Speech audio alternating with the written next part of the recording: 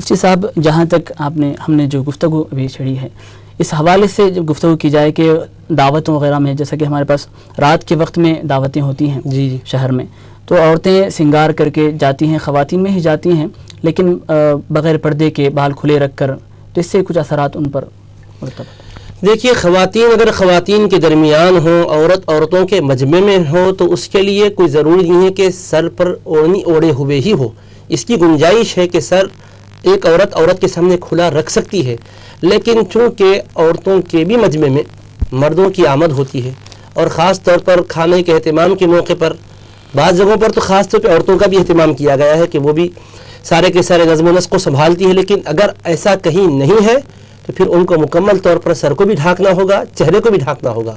اس سے ہٹ کر صرف خواتین باہم مل رہی ہوں، ان کے لیے اگر وہ اپنے آپ کو جو ہے اچھا مزین کرے، دعوت و تقریب کے موقع پہ اہتمام کرے، تو شریعت میں یہ برا نہیں ہے. اب رہا آپ نے دوسرے جو مسئلے کی طرف جو ہے متوجہ کرنا چاہا، وہ یہ ہے کہ کیا خوشبوؤں کا استعمال کرتے ہوئے اور مختلف قسم کے جو عورتوں کے لیے چیزیں ہوتی ہیں، ان کے تزئین کے اور ان کے میک اپ کے حوالے سے، ان کی آراستگی کے حوالے سے، کیا راتوں میں نکل سکتی ہیں یہ؟ تو اب یہ دوسرا پہلو ہے. شرعی اعتبار سے تو عورت کا مزین ہو کر جانا عورتوں کے حق میں، عورتوں کے سلسلے میں، عورتوں کے سامنے منع نہیں ہے، بشرطے کہ کوئی اجنبیوں کے سامنے نکلنا ان کو نہ پڑ رہا ہوگا. اگر اجنبیوں کے سامنے وہاں جا کر نکل رہی ہیں تو یہ غلط بات ہوگی، ان سے بچنا چاہیے. اب رہا مسئلہ خوشبوؤں میں اپنے آپ کو بسا کر نکلنا، مہکیں آ رہی ہو، خوشبو کی لپیٹیں آ رہی ہو، تو ایسا کوئی عورتوں کے لیے گھر میں بھی رہ کر استعمال کرنا منع ہے. حضور علیہ السلام نے خوشبو مردوں کے لیے بھی جائز رکھی، عورتوں کے لیے بھی جائز رکھی، مگر فرمایا مردوں کی خوشبو یہ ہے کہ رنگ نہ ہو اور بو آ رہی ہو، خوشبو مہک رہی ہو. عورتوں کی خوشبو کے لیے فرمایا کہ رنگ ہو لیکن اس سے مہک نہ آ رہی ہو. فرمایا تو مہکانے والے چیزوں کو استعمال نہیں کرنا چاہیے.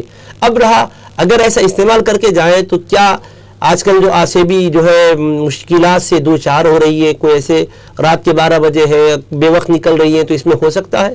تو یہ تو ایسی بات ہے کہ شیطانی اثرات تو ایسے ہیں کہ اللہ پاک نے ہر شے میں تاثیر رکھی، باطل اثرات ہو سکتے ہیں.